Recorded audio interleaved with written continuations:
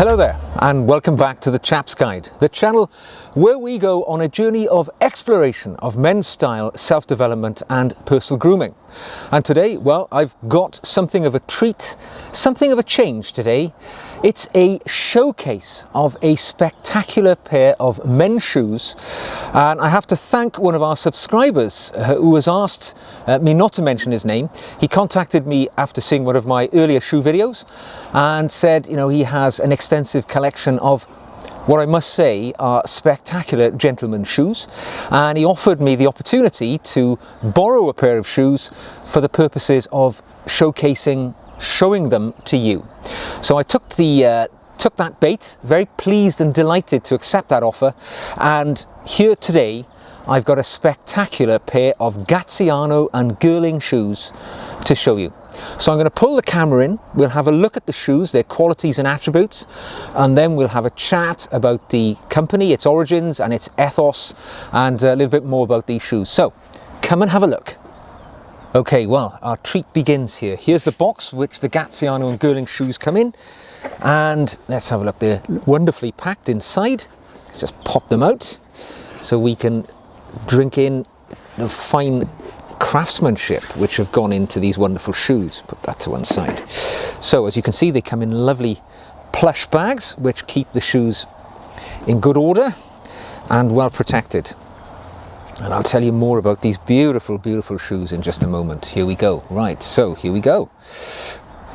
Now this is a pair of Gaziano and Girling Cambridge shoes, and as you can see, they are a quarter brogue. Now quarter brogue, of course, refers to this little bit of broguing you can see just across the toe cap, which breaks up that apron of the shoe, and I think is a very stylish way of wearing one's formal shoes. Now, much as I do like the cap toe, you know, the standard just toe cap gentleman's shoe on an Oxford like this, I think that little bit of broguing is sufficient to add an element of one's personality and yet retain quite a lot of the formality. So a quarter brogue, I've got several in my own collection, and they're certainly a style which I personally favour. Now the colour you can see here on this beautiful pair of Gaziano and Girling Cambridge quarter brogues is called Vintage Rioja, and I have to say it is a glorious, glorious colour. I do love burgundy. Essentially, this is, you know, what Vintage Rioja is. It's a clearly an iteration of burgundy, and this is a colour which I can imagine being worn across quite a wide spectrum of one's wardrobe, you know, because it lends itself so readily to go with pretty much all of the different greys, charcoal grey right down to a lighter coloured grey, and similarly it can be easily worn, you know, with any of the navies or the blues in one suit. So a lovely, lovely colour, and of course because of its nice versatility, although it's a formal shoe, because of that Rioja colour, the burgundy colour, it could be pressed into service quite easily alongside, you know, your chinos or some other form of slacks. So makes the shoe much more wearable, much more versatile as it goes through life. Now while we've got the shoe in hand, I think it's really worth talking about the leather here. It's exceptional in quality, very, very fine. And I know that Gaziano and Girling source all of their leather from the finest French and Swiss leather houses, which once selected are then sent to Italy for finishing. And, you know, in fact, a portion of their shoes, the leather, the finishing is completed in the factory to give it the finest, most exceptional patination. And I have to say, looking at it, you know, it is perfection. And this antiqued vintage Rioja colour is, I must say, exquisite. I mean, as somebody who loves this, you know, version of colour, the burgundy sort of shoe style, I think this is probably one of, if not the finest delivery of a burgundy shoe I've ever seen. So let's flip it over, have a look at the underneath, because this is important too, very much so. And all Gaziano and Girling shoes are in fact Goodyear welted, and in this case there's an invisible channel around the underside. So basically they insert a cutting tool, create a little sort of trench, if you want to call it that, a little channel around the outside of the shoe. It's lifted, the stitching is put in place, and then that little channel is covered over again, giving it its invisible finish, so the bottom is flawless. Worth looking at here as well, the waist of the shoe, the waist, this V shape is hand painted, and what, I don't know if you can really see it that well, but there is a pronounced sort of center raised point here on this waist of the shoe, referred to in the industry as a fiddleback waist because of its resemblance to a violin level of manufacture. And I have to say, you know, I've never handled a pair of shoes of this quality before, and it is beautiful. It's flawless. It's a shame that it simply won't be seen in daily life generally. And it is lovely, lovely, lovely shoe. The actual leather of the sole is constructed from English oak bark leather. I understand it takes up to 12 months to complete this leather in the tanneries used by Gaziano and Girling, which is in Devon. And they actually make this leather for these soles in tanneries which have been in continuous use for over 2,000 years and were in fact created during the time of the Roman occupation of Great Britain. So there's history and heritage beyond any comparison here. And I don't think you will see this level of attention to detail on the sole of a shoe, which won't be seen in, let's be honest, you know, you will not see these on any other, you won't see this on any other non-bespoke shoe in the marketplace. It is truly, you know, shockingly good. Now I think these shoes, if you look at them and you're objective, they're unashamedly inspired by the golden era of elegant menswear, and G&G, Gaziano and Girling have excelled, I think, in bringing to the marketplace a shoe that brings many classic and contemporary elements of men's footwear in one place together here. I mean, you know, I don't think anybody could object to the classic, elegant lines of this shoe, which is, you know, modern, but also uniquely contemporary and classical, all at the same time. There's a lot of marriage of, you know, a fusion, if you will, of the classic and the modern here, which I think makes these shoes somewhat unique.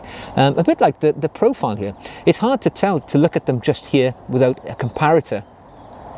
But I know Gaziano and Girling are well renowned for having slightly higher heels than most shoes, which give them quite a distinctive profile, which I think, again, lends themselves to be identifiable. I think this is a shoe that once you've seen it and handled it, when you see a pair on another person, you will be able to spot that they are wearing a pair of G&Gs, Gaziano and Girling. So yeah, beautiful, beautiful. I feel privileged to have the opportunity to handle these as somebody who quite often buys his shoes second-hand off eBay. It's quite a joy to hold a pair of shoes which will cost north of, you know, £1,000 in reality, and they are truly delightful. I hope you enjoyed seeing those shoes close up, but you know the drill. If you've watched this channel, I really like to know more about the ethos and the backstory of the companies that I encounter, and with Gaziano and Girling, that's very much the case.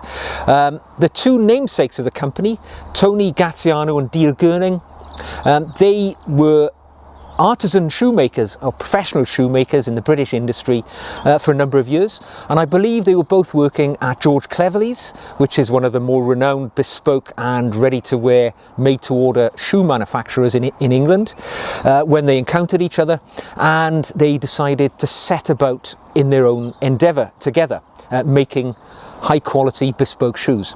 I believe that was in 2006. And then in traditional style, they started manufacturing shoes on a small scale in, I think, their garden sheds, until in 2013 they took the plunge and embarked upon a factory, which is today up in Northamptonshire, in Kettering, right in the heart of British shoe world. You might be aware that Northamptonshire is the epicenter of the world's really top-end shoe manufacturing, and the names like Crockett & Jones, Church, Alfred Sargent, all of these other companies, Loke, Cheney, they're all up there in Northamptonshire. And it was quite an endeavour because Gaziano and Gurling, when they set up their company, it was the first factory in over 100 years to be opened making shoes in Northamptonshire, and they would have been surrounded by these giants of the industry who, I dare say, would have thought of them as a couple of upstarts, trying to elbow their way into an already quite well-established company of shoemakers. But they have, without doubt, created for themselves a niche. They still make bespoke shoes, they make made-to-order shoes, and they make ready-to-wear. Now, I believe these are from the made-to-order element of their footwear, so you decide on the shoes that you want, and they create the shoes with an element of customization for you as the individual customer. They also offer bespoke, and where they'll come along and they will create a last, so a model, a 3D model of your foot, and then manufacture the shoe around that last. So you get a remarkable total customization, totally individual to you, and a perfect fit. So, as I say, they do have quite an offering which is utterly attractive and utterly individual to the customer. So the style ethos of Gaziano and Gurling is quite simple. I think they are, renowned today as one of the more adventurous, exciting and ambitious shoe brands in the British marketplace, which by definition makes them, very much on the global marketplace, because I think British manufactured classical shoes are considered to be the best in the world. And what they've achieved is a fusion, I think, as we've said already, between that contemporary British quality and sturdiness with an Italian, perhaps, comfort for shoes, because I think the Italians have always been known for comfortable shoes, but without that ingrained deep quality which has always been present in the British shoe. And I think they've been able to pull it off with certainly this model, and I would imagine pretty much all of the others. Now, all of their shoes are manufactured in Northamptonshire under the direct supervision of Gaziano and Gurling themselves, so they're still at that phase. I think there's only about 40 people, 50 people working in the factory. They're still making the majority of these shoes on equipment which is very traditional in nature, in some cases over 100 years old. Much of it is done by hand, and they pride themselves with producing a quality of shoe in the made to measure and made to order and ready to wear, which you'll see traits in these shoes which you would only ordinarily see in a bespoke shoe, costing multiple times the amount. We're talking about vast amounts with bespoke, £3,000, £4,000, £5,000, whereas these are, yes, they're in the £1,000 bracket. It's very expensive for a pair of shoes, nobody's denying that, but what you're getting here is a shoe which punches way above its weight when it comes to where it sits in the hierarchy of bespoke, ready-to-wear, made-to-measure. Now, I think something often overlooked with quality men's shoes is the comfort, because at the end of the day, it's the most important thing. You're going to be standing in these shoes all day long, walking around, doing whatever you do. They need to be highly comfortable. And if you own a pair of shoes which when you wear them all day, you can't wait to come home and tear them off because they're agony, they're pinching your foot, you get blisters or whatever.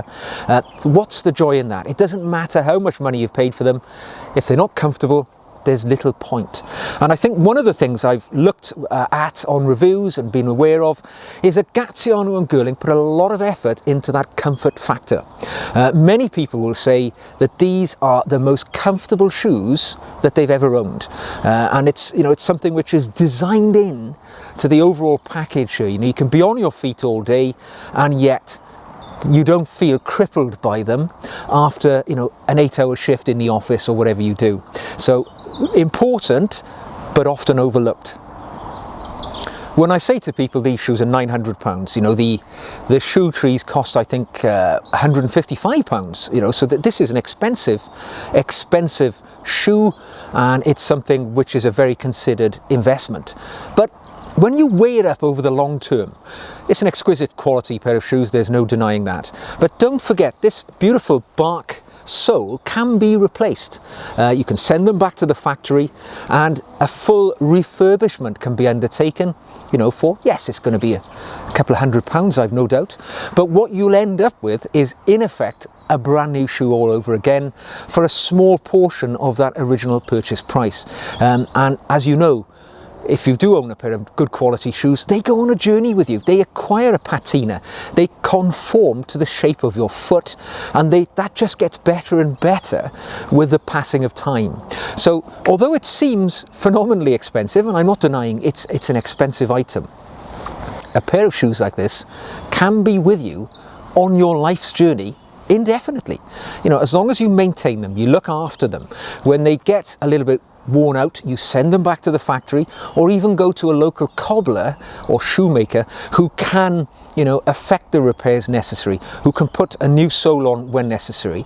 These shoes could be with you in perpetuity, certainly for the duration of your life, and who knows, you know, if your children share a similar shoe size, they could be wearing it in God knows how many years in the future. So an investment, yes, but one which will pay you back in the long run. So in summary, how would I conclude this showcase? Well, it's been a joy to look at these shoes. I have to say, they're beautiful.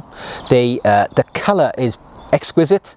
I'm utterly jealous of our subscriber who has shared these with us, because I would love to add a pair like this into my collection, but tragically its retail cost is far beyond my personal means. But it's been a joy to look at them, see them, handle them, and just look at those fine quality attributes, so I know that when I see shoes in future, I'll be weighing them up against these shoes from Gaziano and Girling. Now, if you wanted to buy these shoes, Gaziano and Girling are in the unique position of being the only shoemaker who has a retail outlet on Savile Row, that most famous of gentlemen's attire addresses in the world. You know, Savile Row, so famous for those big brands like Gives and Hawkes, Huntsman and so on. And they've got a boutique on Savile Row. So if you find yourself in London and you're interested in having a look at more of their collection, and I've walked past their shop many times and salivated over the shoes in the window, why not pop in and have a look? Just make sure to take your wallet, because you may fall in love and you may end up spending some money. So, I hope you've enjoyed this showcase of these beautiful Gaziano and Girling Cambridge quarter brogues today. If you have, I would encourage you to give us a thumbs up, and don't forget to subscribe to the channel as well. Leave me a comment in the comment section below, I'd love to hear from you. And until the next time, take care of yourselves and stay looking good in your shoes.